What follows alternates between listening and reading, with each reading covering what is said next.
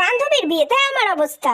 Finally রাখির বিয়েটাও তো হয়ে গেল, কিন্তু আমার বিয়েটা কবে হবে? মুখে তো হাসি আছে, কিন্তু মনে তো একটা দুঃখ থেকেই যায়। কি রে, তোর বান্ধবীর বিয়ে হয়ে যাচ্ছে, তুই কবে বিয়ে করছিস?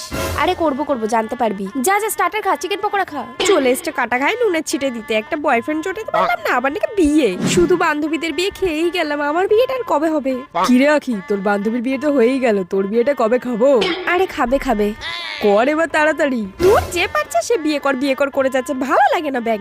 না, এবার কিছু একটা করতেই হবে। যাই রাখিকে গিয়ে জিজ্ঞেস করি, ওর তো বিয়ে হচ্ছে, ওর কাছে হয়তো কোনো ছেলের খোঁজ থাকতে পারে। ভাই, তোকে কি সুন্দর লাগছে রে, তুইও বিয়ে করে নিলি? আমার বিয়েটাই হলো না। হবে, এত চাপ নিস না। আর কবে হবে? দেখ, আজ কোনো ছেলে পাস কিনা, ছেলে পেলে খপ করে ধর আর বিয়ে করে নে। একটাও তো ভালো ছেলে পাচ্ছি না।